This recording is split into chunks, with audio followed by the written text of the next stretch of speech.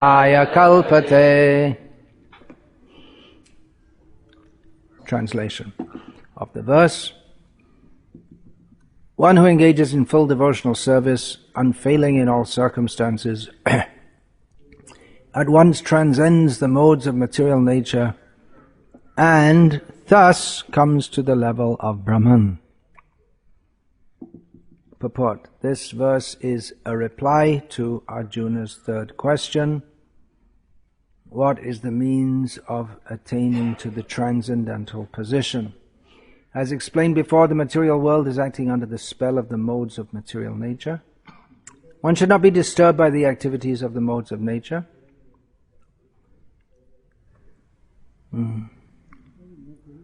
Instead of putting his consciousness into such activities, he may transfer his consciousness to Krishna activities. Krishna activities are known as Bhakti Yoga, always acting for Krishna. This includes not only Krishna, but his different plenary expansions, such as Rama and Narayana. He has innumerable expansions. One who is engaged in the service of any of the forms of Krishna or of his plenary expansions is considered to be transcendentally situated. One should also note that all the forms of Krishna are fully transcendental, blissful, full of knowledge, and eternal. Such personalities of Godhead are omnipotent and omniscient, and they possess all transcendental qualities. So, if one engages himself in the service of Krishna or his plenary expansions with unfailing determination, although these modes of material nature are very difficult to overcome, one can overcome them very easily. This has already been explained in the 7th chapter. One who surrenders unto Krishna at once surmounts the influence of the modes of material nature. To be in Krishna consciousness or in devotional service means to acquire equality with Krishna. The Lord says that his nature is eternal, blissful and full of knowledge, and the living entities are part and parcel of the Supreme, as gold particles are part of a gold mine. Thus, the living entity in his spiritual position is as good as gold, as good as Krishna in quality. The difference of individuality continues, otherwise there would be no question of Bhakti Yoga. Bhakti Yoga means that the Lord is there, the devotee is there, and the activity of exchange of love between the Lord and the devotee is there. Therefore, the individuality of two persons is present in the Supreme Personality of Godhead, and the individual person, otherwise there would be no meaning to Bhakti Yoga. If one is not situated in the same transcendental position with the Lord, one cannot serve the Supreme Lord. To be a personal assistant to a king, one must acquire the qualifications. Thus, the qualification is to become Brahman, or freed from all material contamination. It is said in the Vedic literature, Brahmaiva san brahmapyeti. One can attain the Supreme Brahman by becoming Brahman. This means that one must qualitatively become one with Brahman. By attainment of Brahman, one does not lose his eternal Brahman identity as an individual soul. Mang chayovya bicharena bhakti yogena sevate sagunan samatityaitan brahma bhuyaya kalpate. One who engages in full devotional service, unfailing in all circumstances, at once transcends the modes of material nature and thus comes to the level of Brahman. Yesterday, I compared the spiritual situation in the spiritual world, in the abode of the Supreme Lord, to be precise, to Rajaguna. Compared means that this material world is a perverse reflection of the spiritual world. It's impelled by ignorance of one's constitutional position of the Supreme Lord, but the activities of the world by which the world goes on, gacchati iti jagat, with that which goes, that which moves, is called the jagat, the world, the material world, or any world. So that activity is impelled primarily by Rajoguna. And particularly the search for sense gratification is indicative or characteristic of Rajoguna. And the spiritual world is also full of happy activities, dancing, singing, having family, friends, joking, laughing, dressing nicely. These are the activities of the spiritual world. Sugita naratane shaba shakigane tushiche jugala dhane. Bhaktivinoda Thakur describes that by singing very nicely and dancing, all the friends, gopi friends of Radha, they satisfy Radha and Krishna. So it's a place of great enjoyment in this material world. The endeavor is also there for enjoyment, but it ends in misery. And depression, wanting to kill oneself or others or give pain to others, these are symptoms of tamoguna.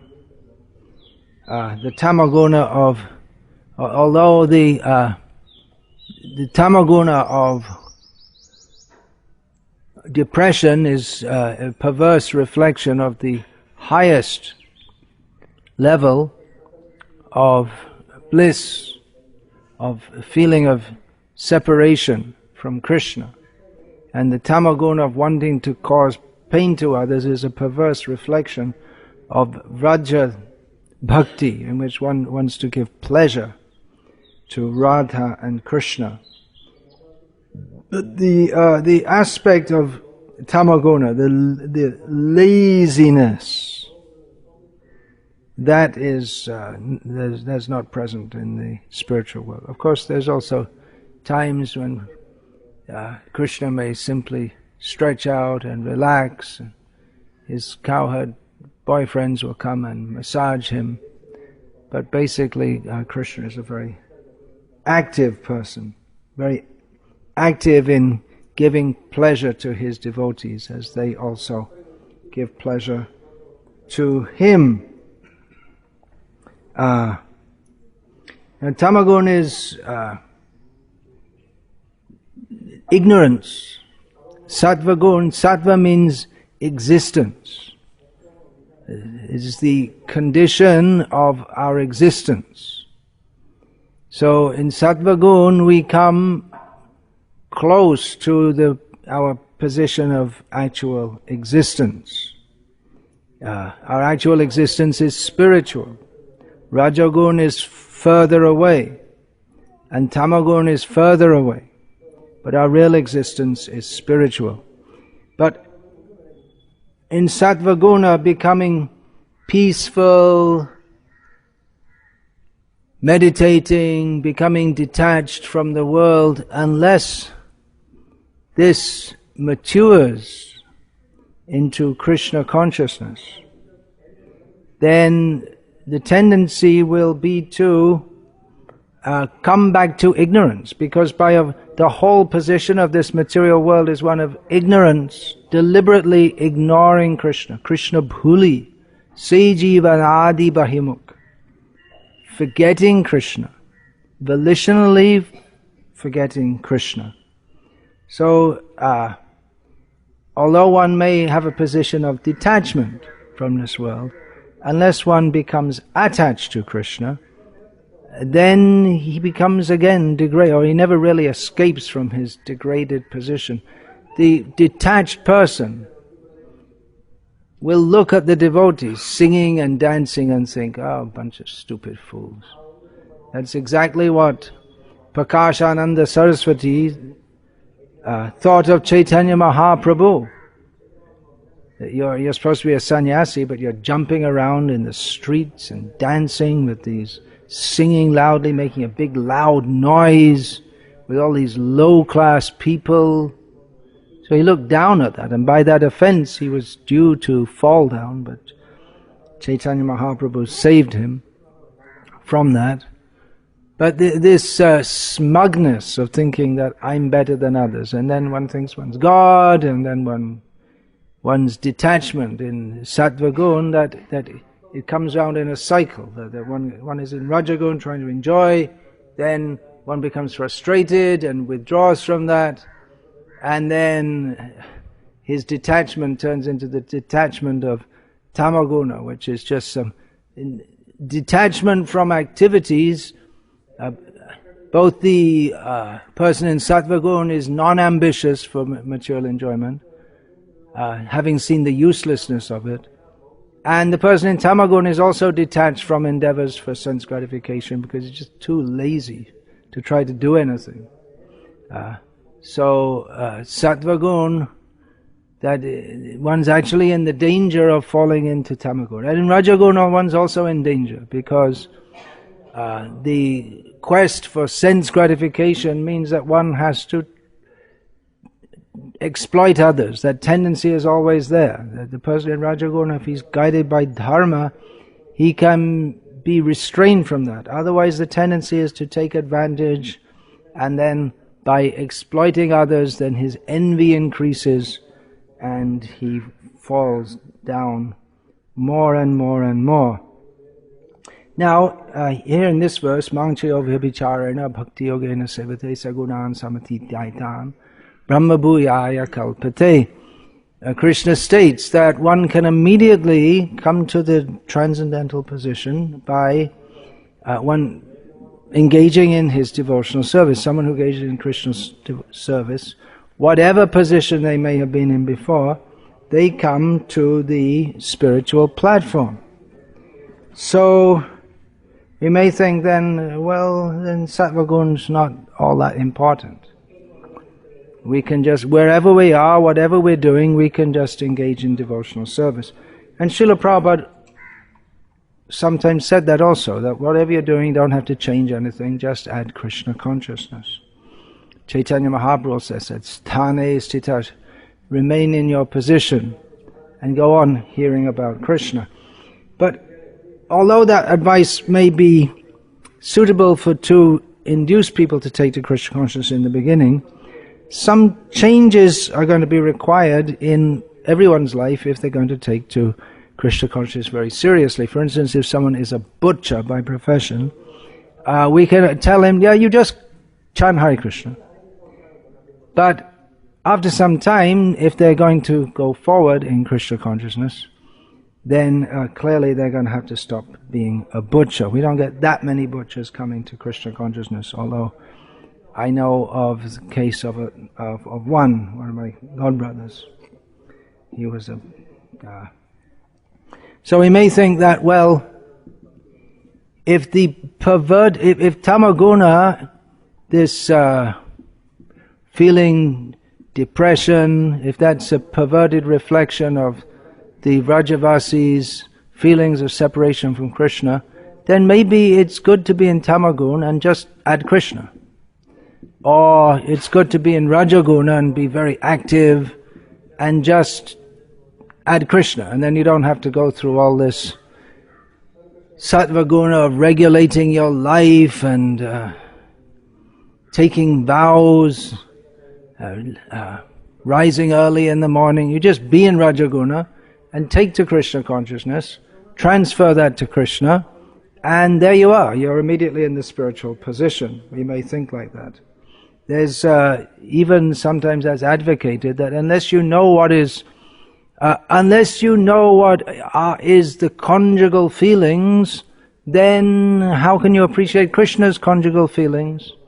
So if you really want to enter into understanding of appreciation of Krishna's activities with the gopis, then you better find some gopis of your own to practice with, and then you can appreciate what feelings there are, and then you understand, oh, Krishna also feels like this. Okay, that's bhakti. This is a very dangerous outlook, as you can understand. That if we think that my materially attached, sinful attempts to enjoy and exploit this material world, they're on the same level as Krishna's completely pure, non-exploitive attitude in relationship to his devotees, well, that is a gross illusion. That is the illusion that puts us in the material world. There's the well-known verse from Brahma Samhita, Yang Krodha Kama Sahaja Pranayadi Bhiti Vatsalya Moha Gauru Gaurava Sevya Bhavai Santincha Tasya Sadrishang Tanamaparete Govindamadi Purusham Tamaham Bhajami. There's also a similar verse in the 7th canto of Bhagavatam, the purport of which is that by thinking of Krishna with karma, desire, anger, natural feelings of loving affection, sahaja pranaya, fear,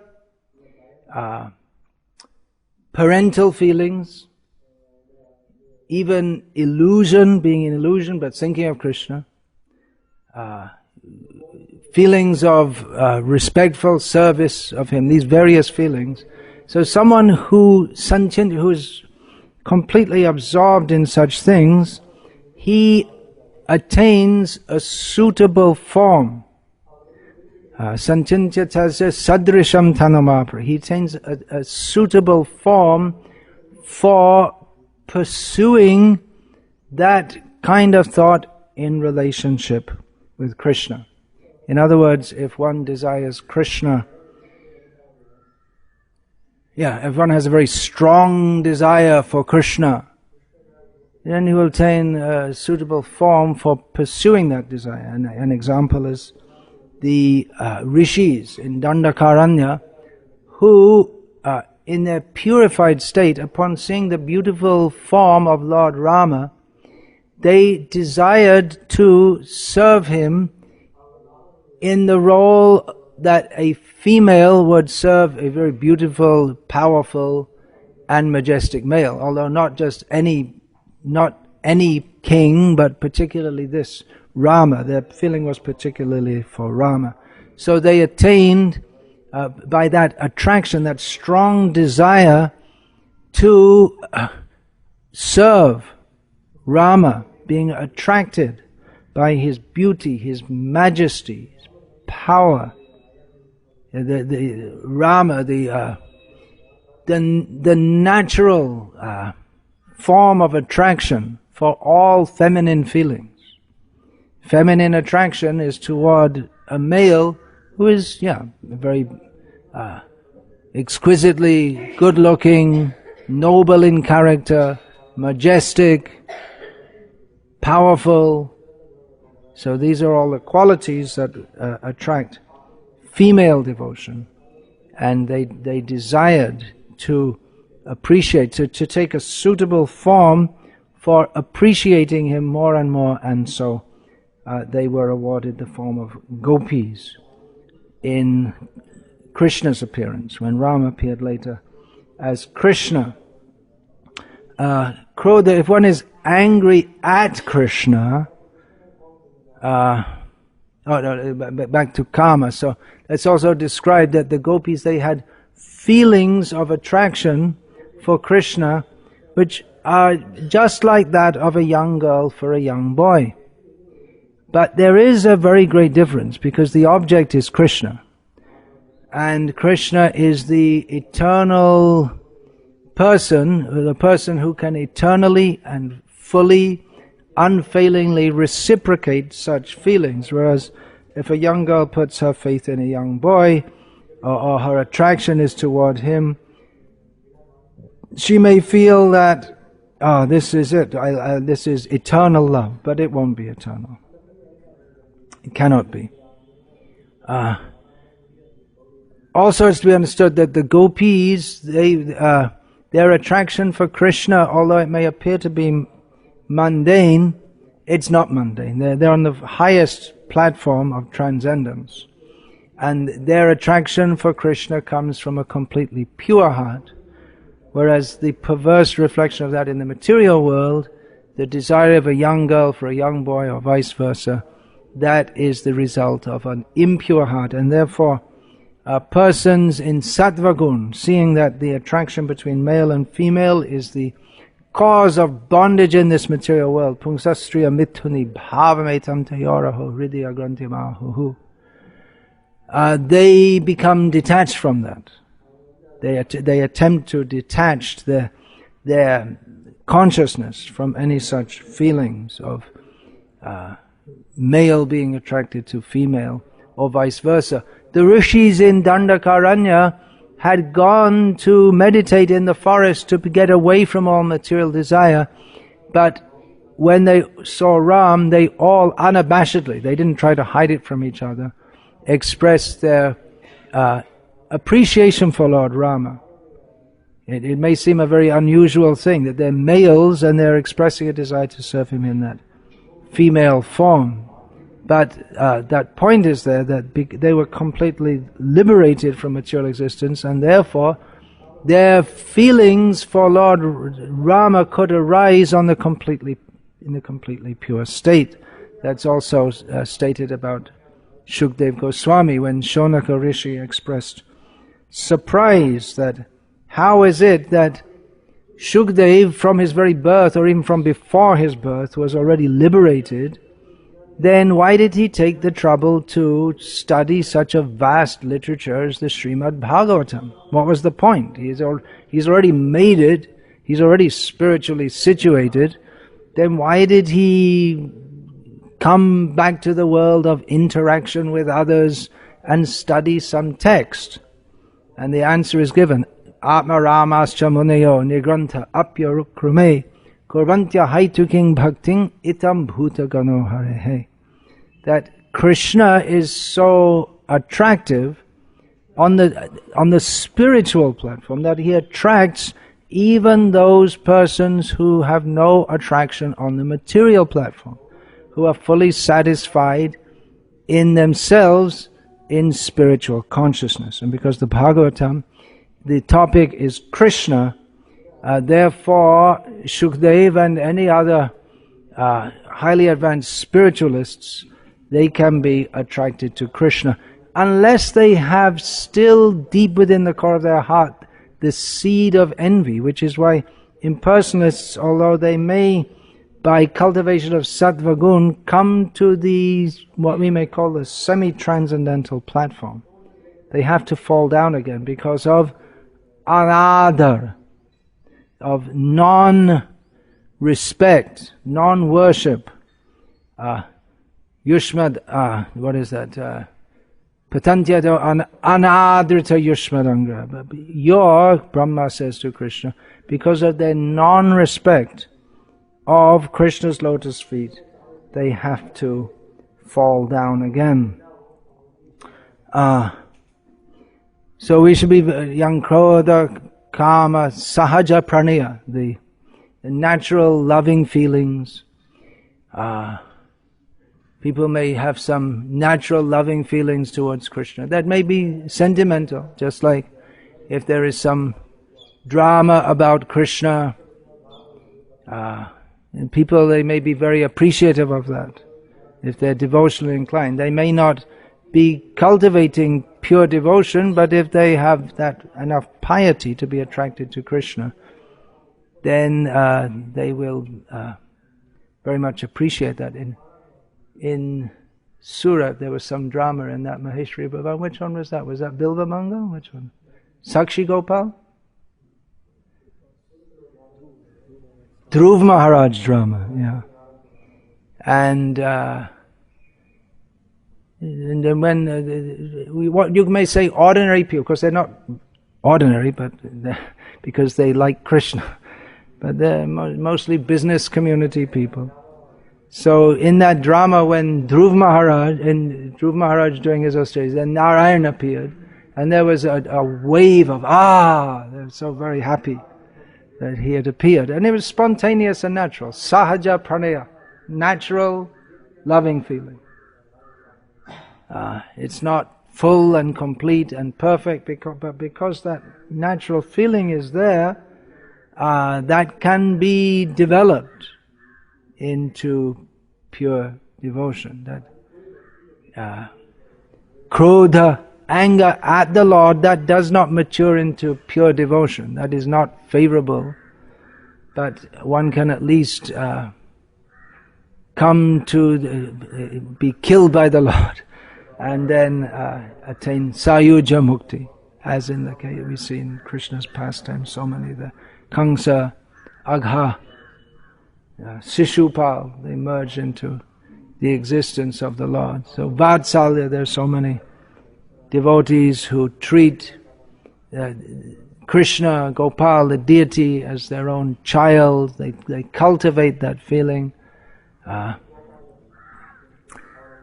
So in various ways, one can become purified by directing one's material feelings toward Krishna. But we have to be very careful and not think that, well, whatever my material feelings are, I'll direct them toward Krishna, and that's bhakti complete and perfect. We have to be very careful of that. There's the example also of the kama, the lusty feelings of Kubja, described in Bhagavatam as Trivakra. She has a hunchback body. So she also had lusty feelings for Krishna, but her feelings were not like those of the gopis of Vrindavan, or even for that matter the women of Mathura, who are described as praising the gopis of Vrindavan. They also had pure devotion for Krishna. But she's also a woman of Mathura, but not one of the ones who offer prayers that are described in Bhagavatam. So she was attracted to Krishna, seeing him as an ordinary boy, as the gopis also did, but her attraction was a mundane carnal attraction, and she became purified from that by her attraction to Krishna. But she's a long, long way from the platform of the gopis. So pure devotional service to Krishna means there's no mundane desire. By dovetailing one's mundane attitudes in Krishna's service, one can be purified, but ultimately pure devotion, there must also be vairagya and vidya,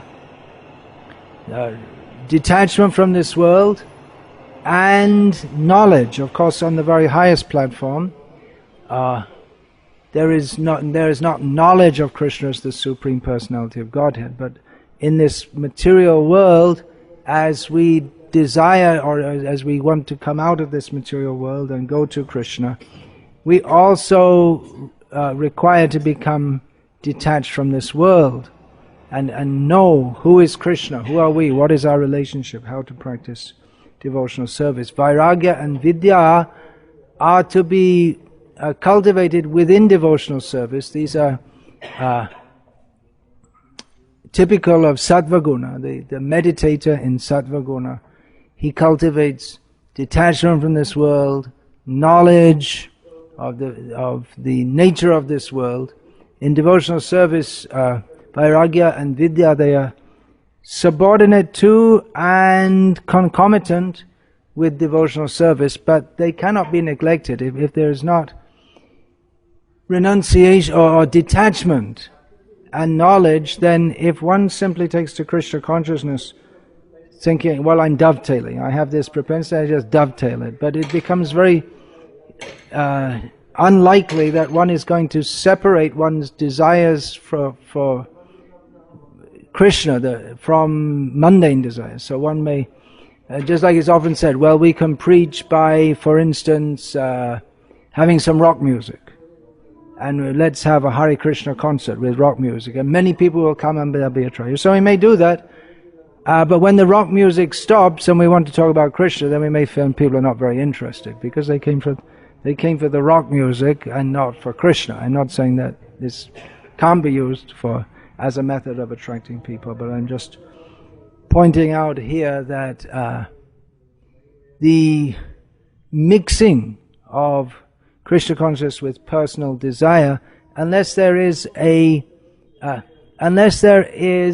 specific program to become purified from those material desires, then it's quite likely that we may go on even lifetime after lifetime and not actually come to the state of pure devotional service. Mangchyo vicharena bhakti yogena sevate. If one is engaged in unfailing, unflinching, intense, tivra devotional service, even for the pursuit of a material desire, as in the case of Dhruva Maharaj, under the guidance of a pure devotee, worshipping Krishna with a material desire, but the concentration was fully on Krishna, was very powerfully on Krishna, and of course the influence of the holy place Mahavan within the forest, the 12 forests of Vrindavan.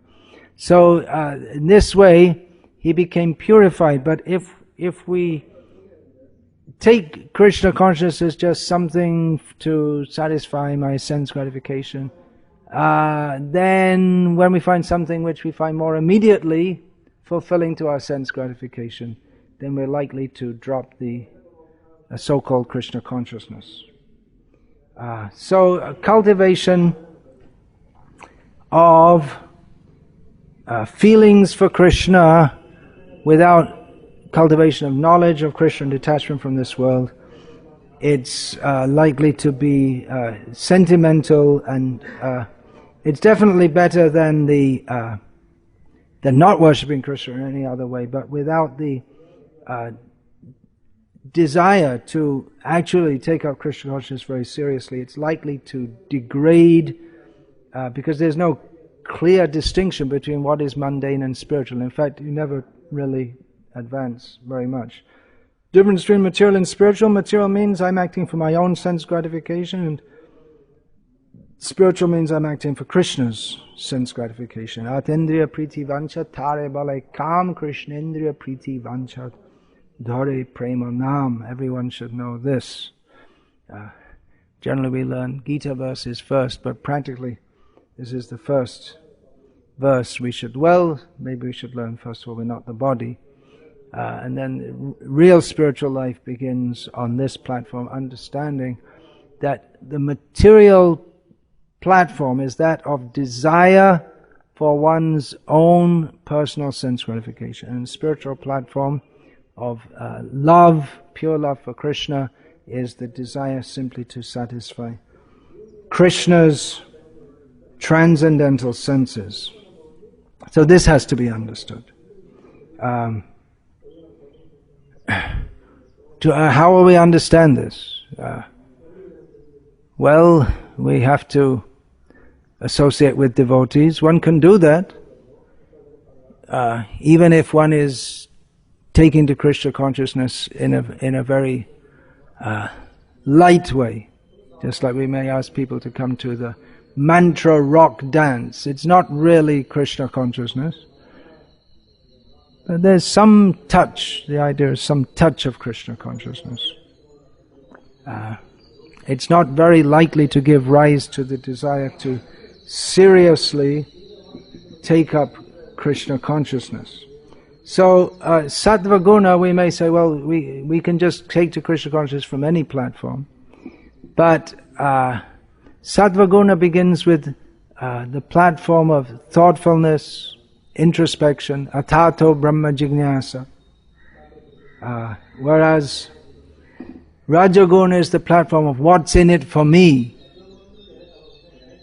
and tamaguna is the platform of just animal platform, not thinking or endeavoring. We can engage in Krishna consciousness at any level. We can start, anyone can take prasadam, for instance, and be benefited. But real devotional service begins with the commitment to surrender to Krishna. That is the real meaning of initiation. The real meaning of initiation is not so much, although that is necessary, the vow to chant 16 rounds and follow 4 regulated principles.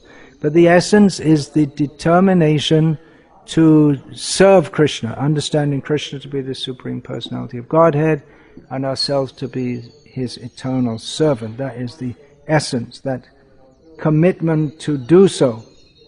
So we can engage in Krishna consciousness at any level, and In this world, people are mostly very active in Rajaguna, always busy, looking for sense gratification. And on that busy platform, we can be engaged in devotional service. As Srila Prabhupada's very dear disciple, Jayananda Prabhu, was famously expert in engaging all kinds of most difficult, unusual, unlikely persons in building rath carts. He would just bring them off the street, and people who lived on the street, and he'd get them busy, and all the devotees who no one wanted to be with, the temple presidents would have a nightmare just thinking of them.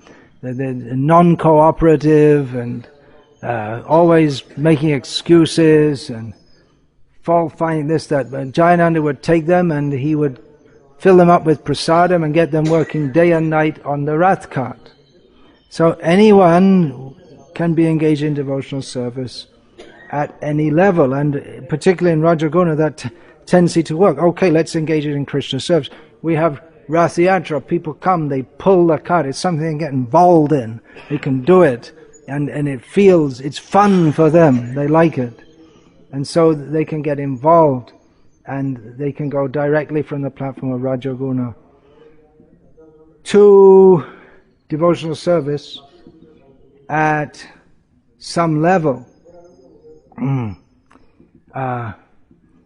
there will be benefit. Definitely everyone who takes to devotional service at some level, they will be benefited. But to take to Krishna consciousness seriously, that is another matter. Jagannath Das Babaji, some men came to him to live with him as a Babaji. And they expected that just as he's chanting Hare Krishna day and night, he will engage them in chanting Hare Krishna day and night. But instead he engaged them all day in working in the garden in Navadvip Dham, growing some vegetables and flowers for offering to the deity.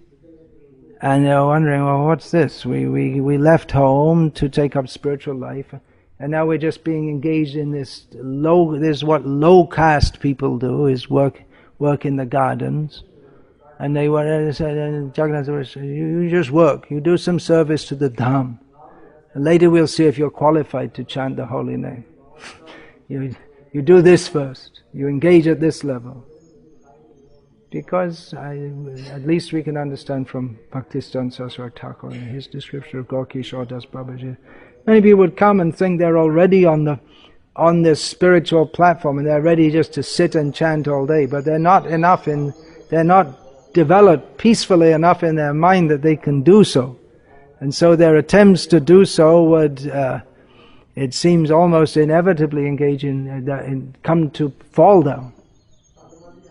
That they'd be chanting, and in their mind they'd be thinking of sense gratification. So Jagannath Das Babaji, his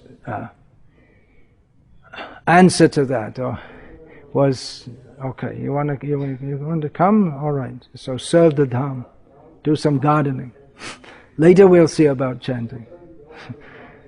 So this prior even to chanting, we think that chanting is the beginning. Yeah, but to actually chant, one has to be qualified for that. So Rajogun, activity that can be engaged in Krishna's service, but to come to the full platform, it's not just enough to engage one's Rajaguna. One has to actually transcend that. Tamagun is not very favorable for taking to devotional service. And Rajagun also, one can take to devotional service, very active, doing this, doing that. And someone may think, oh, he's a very dedicated devotee, but actually it's largely that they're channeling their active nature. It may not be that they're actually fully surrendered to Krishna, so they're channeling their active. They have to work hard by their very nature, and they may be, unless that becomes purified, so that they understand that we're supposed to do this all for Krishna, then they're doing it to boost their ego, to boost their bank balance, their own personal bank balance. I'm working so hard for Krishna, and Krishna loves his devotees, So this person just gave me a lakh donation. So I think Krishna would like me to keep 95,000 rupees of it, and 5,000 rupees we can give for Krishna's service, because I'm also Krishna's devotee. That kind of thought may come. If one is not purified by regulated devotional service, hearing and chanting, rising early, all these things. The Bhagavatam, which is the literature par excellence, the topmost literature on bhakti, discussing the three modes of nature, says Sattvam Yad Brahma Darshanam. What's the line before that? Tamasas tu rajas tasmat. Rajagun is better than Tamaguna, but Sattvam Yad Brahma Darshanam. One can directly see and experience and enter into the spiritual platform from the platform of Sattvagun, not from Rajogun.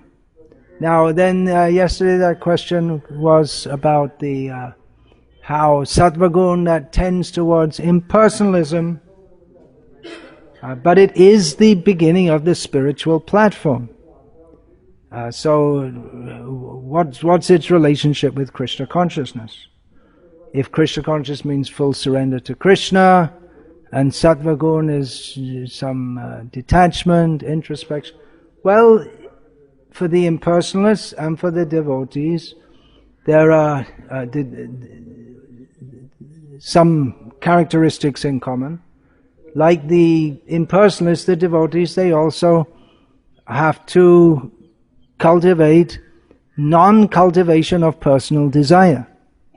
So that is very favorable for devotional service. The person in Sattvagun, he cultivates not being desirous of anything. There's lots of discussion about this in Bhagavad Gita. This samalo shashra kanchana, that one sees some pebble and gold as being the same. In other words, he has no particular attraction toward the gold any more than the pebble, and he has no aversion to either also.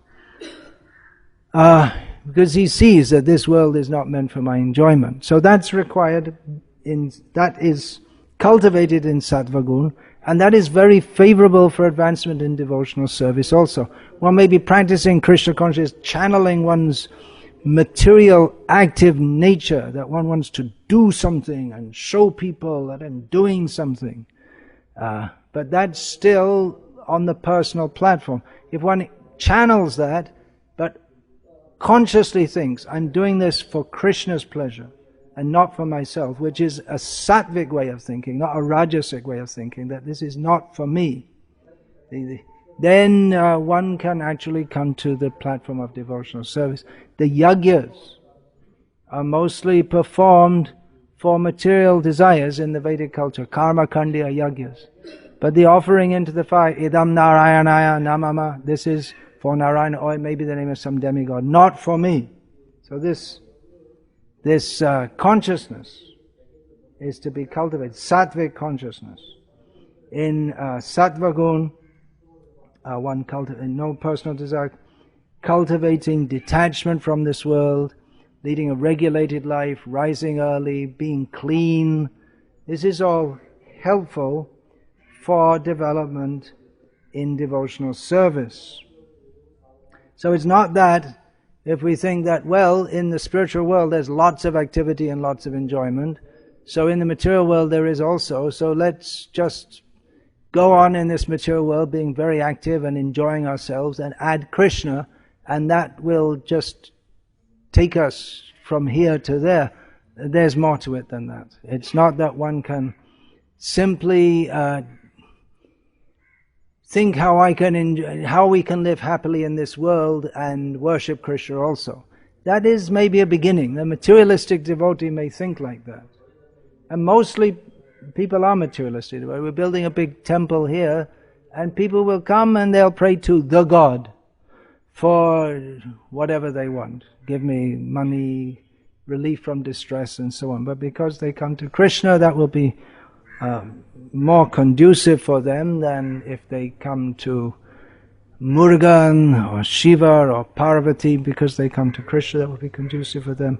and this temple is actually meant for Srila Prabhupada's temples are meant not just so that people come and look and make some prayers and give a donation, but that they should hear something about Krishna and understand the necessity of actually surrendering to Krishna. So, the sattva gun without that also, that one may be very active in Krishna's service, but the mind will be pulled here and there all over the place, whereas in sattva gun the mind becomes steady because it's fixed. Ekeha kurunanda is samadhi. The mind is fixed on one purpose. Even though one is active in devotional service, not sitting peacefully and not making much endeavor as in sattva gun, but the mind is fixed.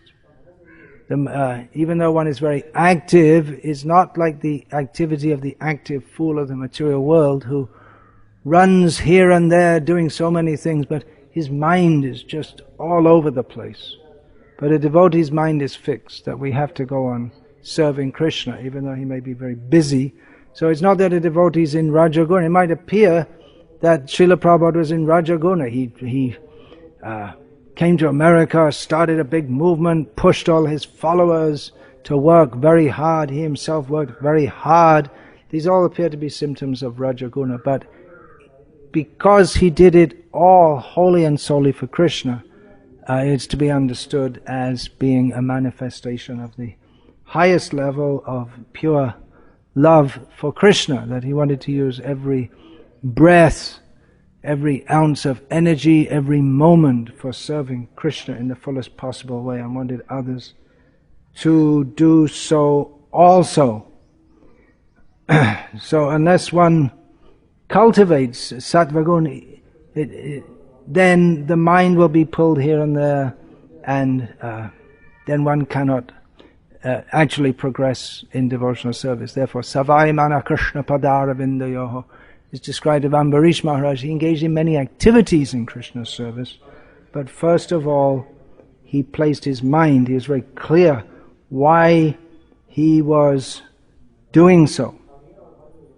So, without devotion, with devotion, Rajaguna, with some touch of, but that's better than cultivating sattva guna without devotion.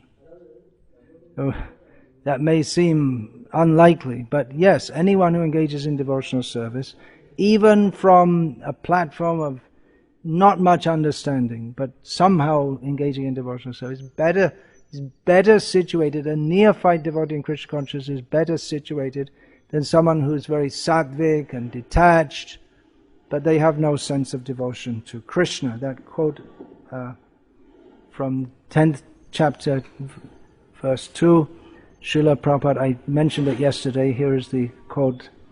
Srila Prabhupada writes, "The conception of God as some ruling power or as the impersonal Brahman can be reached by persons who are in the inferior energy of the Lord, but the personality of Godhead cannot be conceived unless one is in the transcendental position." So even in sattva guna, if one has some impersonal conception of the of Brahman, of the highest reality, that's mundane. That comes from mundane consciousness. That's not fully pure and spiritual consciousness.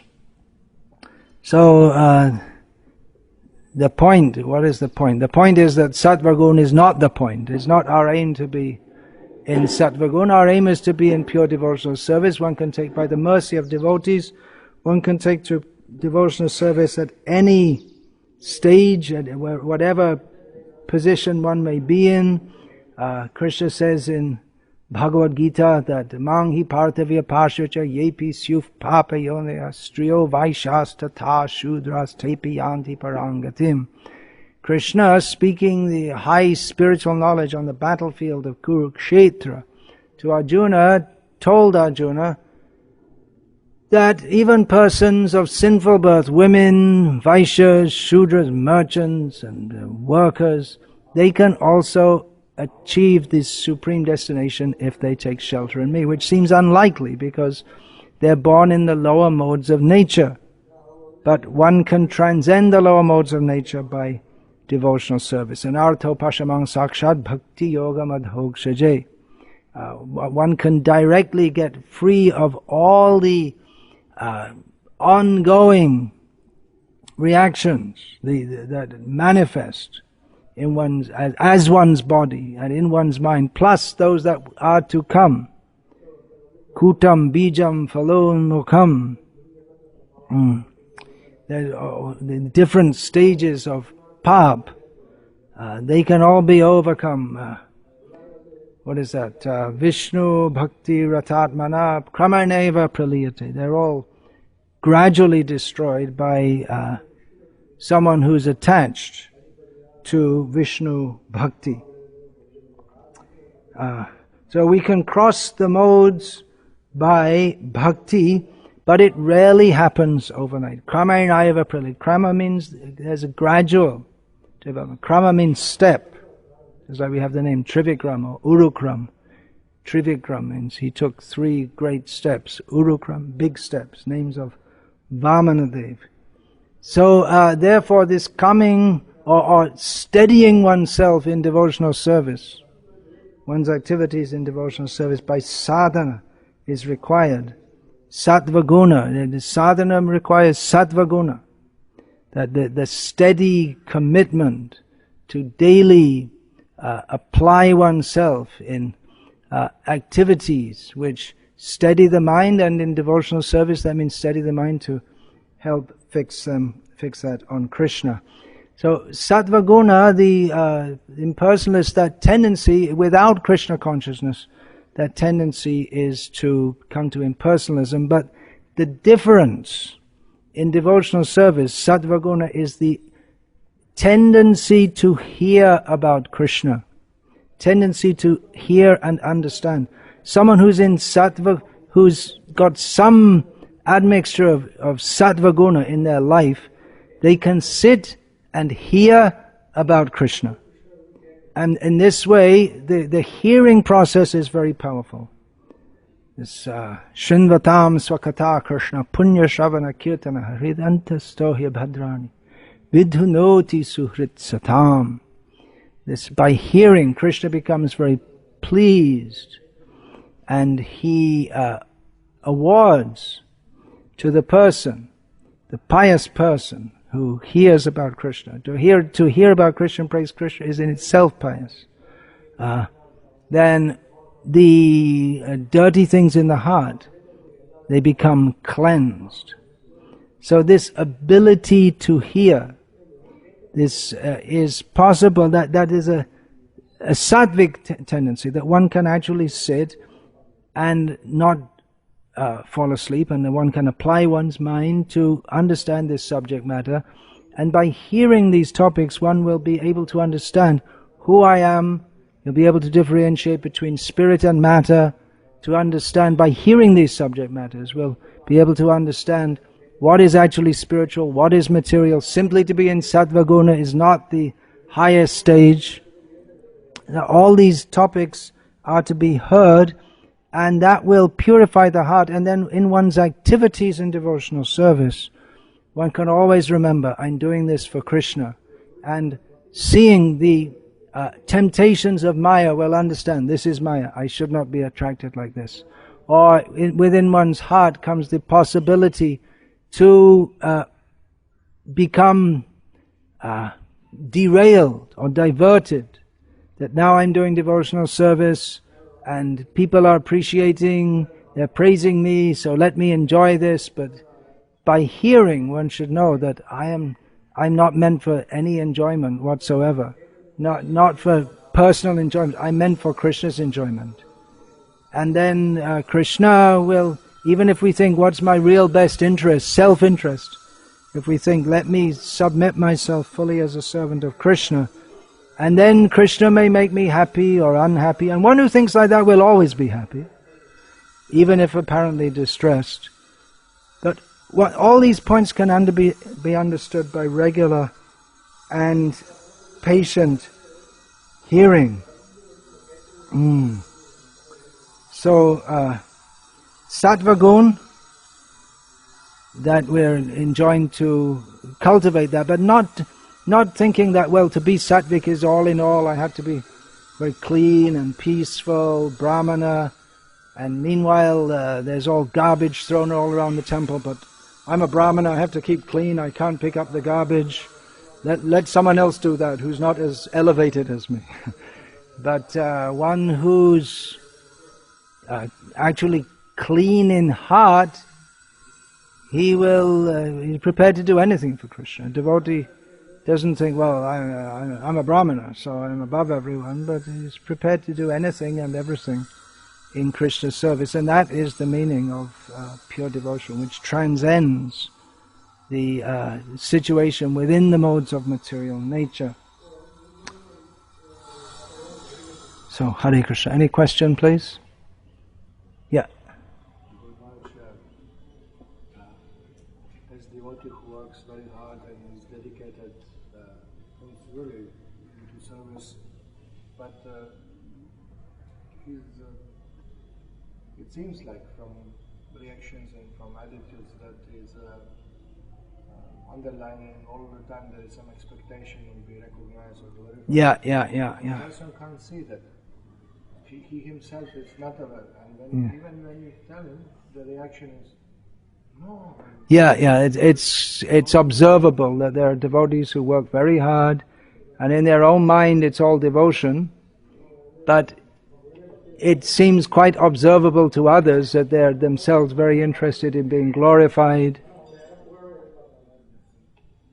or living comfortably or whatever, but they can't see it, and even if you tell them, they can't see it. It means they never heard properly.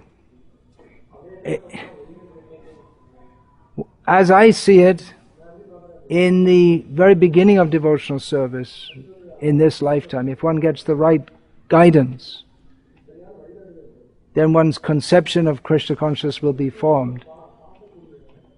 But even some people come and they get good guidance, but still, why they don't understand, they never actually heard.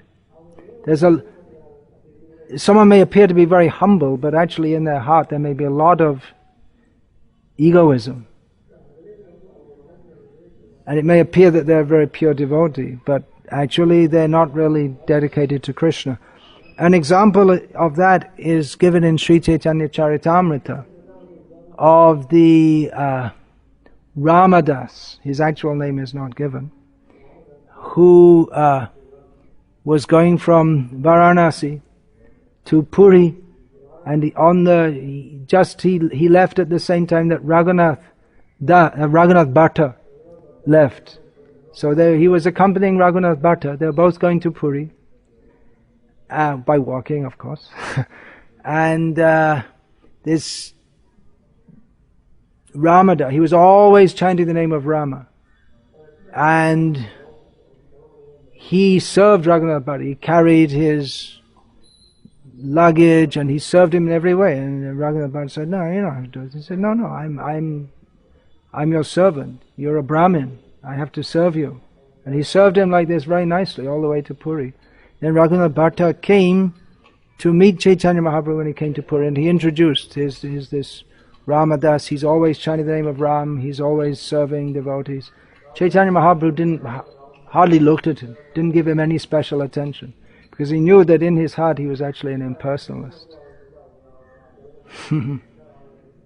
He never actually heard. He never actually surrendered. He had all the appearances of being surrendered to Krishna, but he wasn't, or Rama in this case, but it was not the real thing. And Chaitanya Mahaprabhu detected that, and therefore he didn't care for him at all.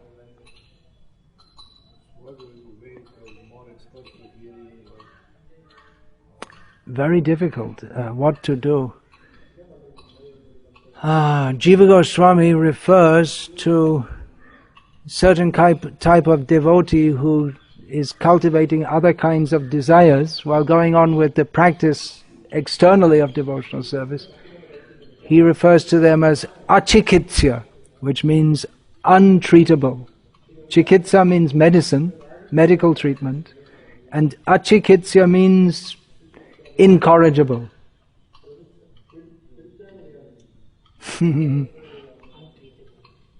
Untreatable, yeah. Nothing you can do. It's Janiya Shunya Bisha Kaino. This Narottam Das uses that term about himself, but of course he's the greatest devotee. That knowingly, willingly, I'm drinking poison. What do you do for such people? Well, keep them engaged. It's very difficult. Keep them engaged. But then when they become preachers, then they become senior and others serve them and they give their idea.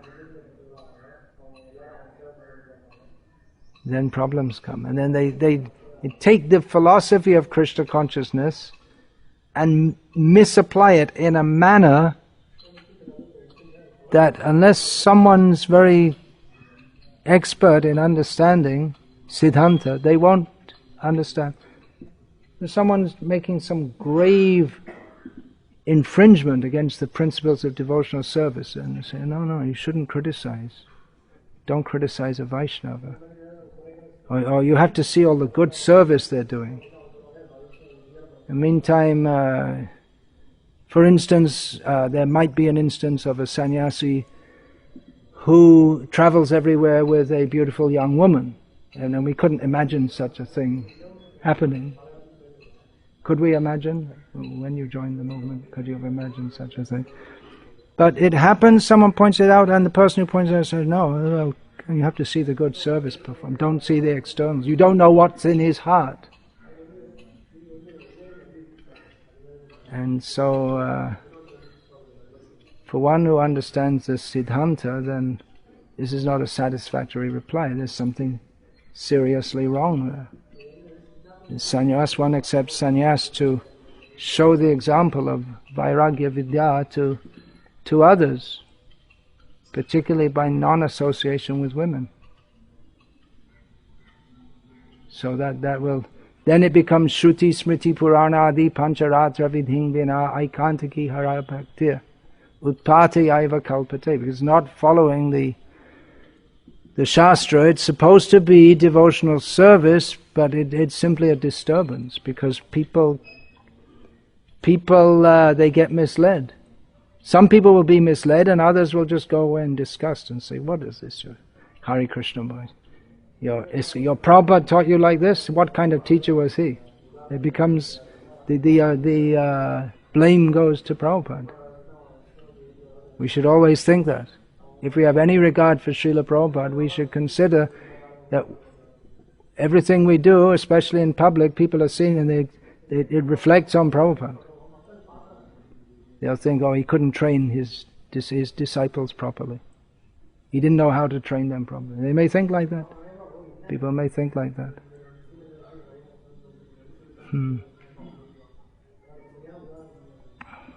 Anything else? Yes, please. Sometimes devotees think that book distribution is a Vaishya mentality. This is called Vaishya service. Book distribution is a Vaishya service. Someone may think like that. Well, it may be, someone may be dovetailing that propensity. They're good at selling things. But the ability to go on doing it year after year in all difficult circumstances, that is clearly on the spiritual platform. One is doing it as service to Krishna to uplift the conditioned souls. So in the beginning it may be that one has that propensity, that one is good at selling things. Narayana, I heard from your mother that you like to sell things. He can engage you in book distribution. Already he's doing that.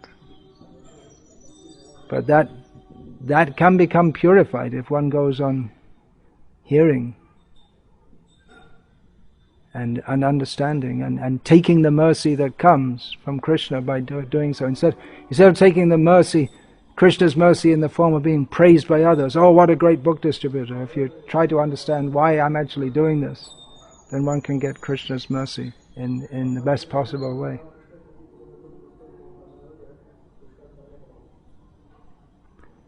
In one conversation, Srila Prabhupada mentioned that actually. He said, Vaishyas, they can do business, book distribution.